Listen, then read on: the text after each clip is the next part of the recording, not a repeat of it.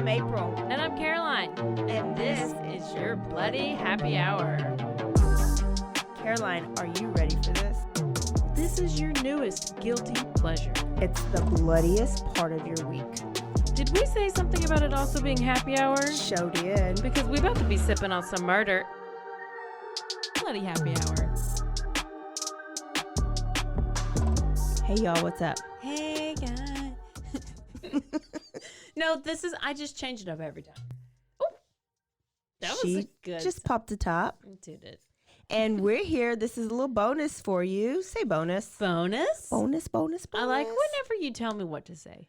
I like being bossy, and I think you like it too. I do. I like it. I'm very intrigued. So what this is, you've heard one already, and these are just going to be sporadic as we get them, is we're going to read you a crazy email from a fan. Are you reading it or am I reading it? Pull it up. I don't even have it. Oh, you know I have it. Do you need me to read it? I mean, I have it on my phone, but if you need me to read it. We'll see. We may need to rewind, and I might need to read it. So we're going to tell you like some art. Sometimes we get these articles on Instagram, or people send us stuff, and our jaw drops to the floor. My jaw dropped when I read this. So we're going to read you this email, okay, and we're going to go over a couple articles because I feel like our BHH fans, our Bloody Happy Hour fans, need to be in the know. Oh, and I feel like sure. some of these will be future stories. Like these are the beginning of some of the stories. So read the email, Caroline. Okay, so y'all, this subject line is, my grandma married a murderer who locked her in a basement. Uh-oh. Which is amazing. Okay, she says, hey, my fellow... When I read this first, I was like, my fellow Southern bellies. And then it said, my fellow Southern belles. So I'm special. When I was around 15 years old, my grandma got a new boyfriend. It was quite the family scandal. I can relate. But he was roughly 20 years her junior. He was in his 40s. My grandma was in her 60s. In 2001, we had family Thanksgiving at my grandma's, which is where I finally met the creepy new boyfriend. This guy's name was Mark. He was real thin. He had an unkempt gray beard, a hollow blue eyes. He didn't speak much, so we assumed he was some kind of meth head mooching off my grandma. Turned out we were sort of right. My mom's two sisters were suspicious of Mark and did some digging into his background. Hey, they were DTF. Down to find the murder. It came as no surprise that creepy Mark had warrants out for his arrests in Texas, Alabama, Louisiana, and Florida. He liked his Southern bells. Woo! We live in Southern Louisiana, so I'm assuming he thought he was hiding out in a swamp. But it's not actually as unassuming and concealing as TV makes it look. Eventually, Grandma and creepy Mark moved to Arkansas and purchased a small mountain cabin with Grandma's retirement money. Oh, Grandma. Fast forward to the juicy bits. In 2004, Grandma and creepy Mark came up missing. Missing! All caps, exclamation mark. The house they lived in was completely abandoned. None of their phone numbers were working. The car was gone. And no one seemed to have any idea where they had gone. In March 2004, there was a big shootout in the Ozark Mountains in Arkansas involving some fugitives and the police. What? That reminds me of the Ozarks, the show. Yeah. During the shootout, an Arkansas state police officer was shot, parentheses, I think he lived. And then it says the fugitives were, yep, you guessed it, creepy Mark and accomplice William Frazier. During the shootout, creepy Mark and William Frazier fled into the mountains with a woman named Anne Thornberry as their captee. They spent some time in the mountains camping around, hiding from the police, and doing whatever fleeing fugitives do in the mountains. In April of the same year, police finally found creepy Mark and kidnapped Anne walking along some isolated mountain road. William is nowhere to be found because he's already been arrested and has ratted Mark and Anne out to the police. Oh, my God. Ratted, and she says, ratted Anne out, you ask? Question mark. The kidnapped victim? Yep. Anne was, in fact, not a victim at all. Oh, my gosh. She is such good writing. What had actually happened is that William, Mark, and Anne had murdered Anne's husband, Ted Thornberry. Oh. It turns out that Mark and Anne had an affair, and Mark had killed Anne's husband, Ted, to cover it up. Where's Grandma? But there's more.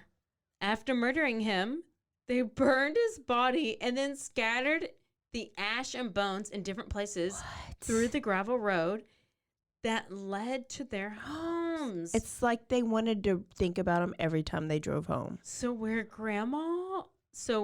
was Grandma during all of this? Question mark. Where you at, G-Mal? I tell you now.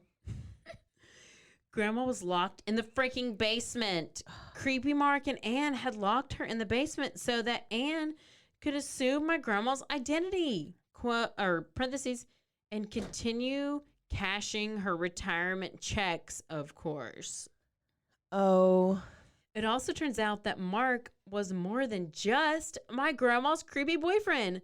He and Grandma had secretly gotten married at a Louisiana courthouse before they moved to Arkansas and went, quote, missing.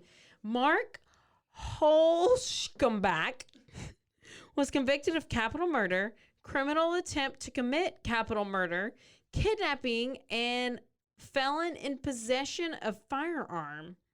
He was sentenced to life without parole in November 2005. He is serving his sentence at a maximum security prison. William Frazier was convicted of attempting to commit capital murder, first-degree murder, kidnapping, and aggravated robbery. He was sentenced in May 2006 to 30 years in prison, and Thornberry was convicted of manslaughter, kidnapping, and hindering apprehension. She was sentenced to 28 years in prison in January 2007. As for Grandma, she was freed from the basement, got medical treatment, and she stayed in Arkansas.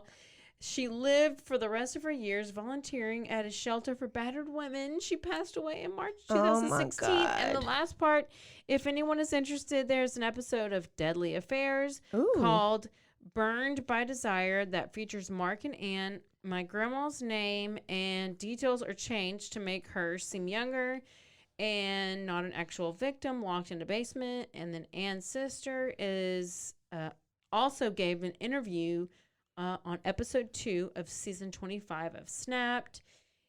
Anywho, that's my story about creepy Mark becoming my murdering step grandpa. Love y'all, Tiff.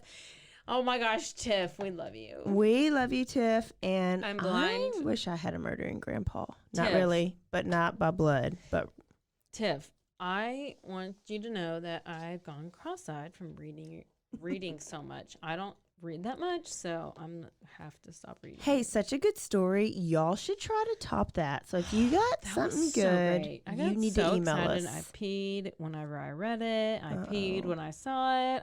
Everything was and her seat is now wet. I peed everywhere. That was so good. I don't think I can even read my article. I wondered why they try to make the grandma seem not such a victim. I don't know. Let's ask Tiff. We'll see. Okay, can I tell you about this article that I saw? Yes. So this was in Florida. You know, crazy shit happens in Florida. Well. But I love me some Florida, but you just got to watch it when you're in Florida. So this guy named James Beck had this Kawasaki. This one's kind of sad. Kawasaki bike. And he put it on Craigslist to sell for $1,200. And so we do that all the time. This is really like a warning type article. Put it on Craigslist to sell. Okay. Well, he got some messages from a guy named Dante and a guy named Ramontre. And they wanted to buy this motorcycle. So they were like, let's meet. I want to buy the motorcycle. So James and his son went with the motorcycle and they were going to, trade it off. But James was smart. James was like, okay, well, give me the money first. I'm not going to give you the bike. So they gave him the money and he counted it and it was real short. Oh, remember his son sitting right there. And so James was like, I'm sorry, I'm asking for $1,200. Here's your money back. And they took out their gun and pointed it at James. So James, nice. Being a dad, is like, take off, son, go back to the truck. And he says, I'm going to go. And he turns around and they shoot him several times in the back. And he actually dies from his injuries. What? And Williams, Ramontre, drove off in the Kawasaki bike. That's it? That's the story? That is the story. The lesson is sell your stuff on social media. But make a trade in a police parking lot when there's people around. And you know what? If you have your kid, people don't give a shit. Let me tell you. It's like, let me take this kid and maybe they won't kill me. No, they still did. They don't give a shit. So be safe. Let me tell you this one last story. Okay, this is bad. This is real bad. A 40-year-old Santa Barbara man was arrested this week. This is this week. This is right now. Okay. Whatever week this is we're recording. At this time. At the California-Mexico border. And he allegedly stabbed his 2 young children to death in a hotel room near Tijuana. Oh, I saw that. I sent it to you. Oh, yeah. According to the San Diego Union Tribune, Baja California prosecutors somebody announced that Matthew Taylor's arrest in a press conference Tuesday. So Taylor's full name was reportedly Matthew Taylor Coleman, and he owns the Lovewater Surf Company in Santa Barbara with his wife, Abby. So, I mean, this sounds like it's such a great family, right? Yeah. So the Santa Barbara Police Department announced earlier in the week that they took a missing persons report from August 8th from a woman saying her husband had her 2 kids and they had been missing for 24 hours. So the statement said that she was concerned for the well-being of her husband and 2 children. So the Santa Barbara police reportedly gathered evidence showing the husband and children had traveled to Mexico. So the Tribune reports said that in the press conference that Coleman, that his 1-year-old son and 3-year-old daughter allegedly checked into the City Express Hotel about an hour and a half south of Tijuana. On Monday, Coleman allegedly left the hotel around 3 a.m. with his children in the car. He reportedly returned to the City Express at 6:33 a.m., but his children were not with him. So according to the Tribune, police in Baja California reportedly received a call at 7:27 a.m. from a farm worker who found the bodies of 2 children in diapers who had been stabbed, the Tribune reports. Coleman was stopped at the border near San something point of entry and arrested. Did he say why? I thought I read something like that he thought they were going to do something bad. That was the blip. I didn't.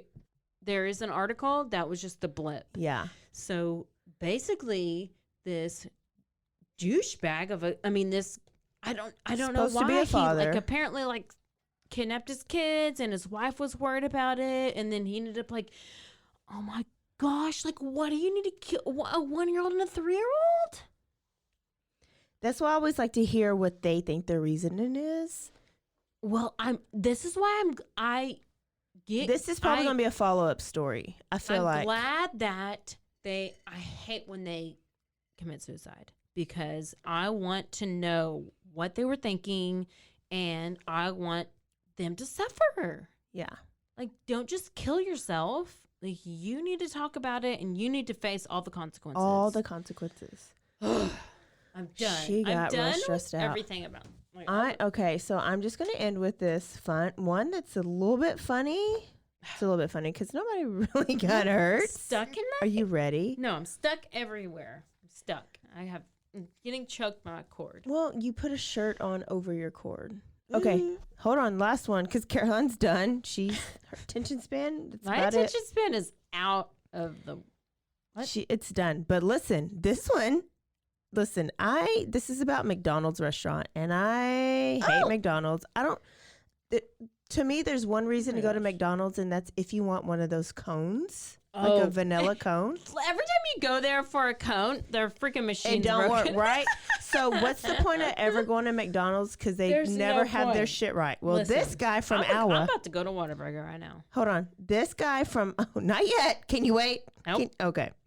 This guy from Iowa got arrested because... He was stupid. He was being stupid. He was trying to go.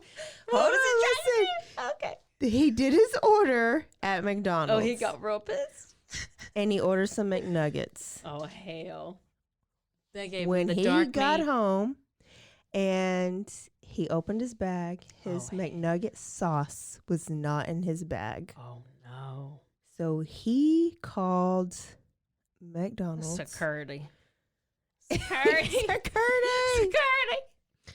And he talked bad to everybody. Oh, no. And he called in a bomb threat. He threatened to blow the mofo up. So he got arrested. His charges are second-degree harassment, and it's a misdemeanor. So he's in jail, Polk County in Iowa. So guess what? Guess what, McDonald's? Get your shit together, or you might get a bomb threat. Listen, all you have to do is give people the sauce. He just wanted his barbecue sauce. Listen, I understand. I want that barbecue sauce. He wanted his barbecue sauce. Okay, y'all, that was just a quick little quickie for you. We'll give you these every once in a while. I was trying to find the meme that says security. Oh. No, I didn't. Well, we'll give you these every once in a while. She done. This is it. Yeah. This is Rate, it. review, and subscribe. We will see y'all on Thursday. Don't forget to be aware. Stay aware. Stay aware. Stay alive. And always be T. No. F. She pulled her inner Janet Jackson. Bye, y'all. Bye.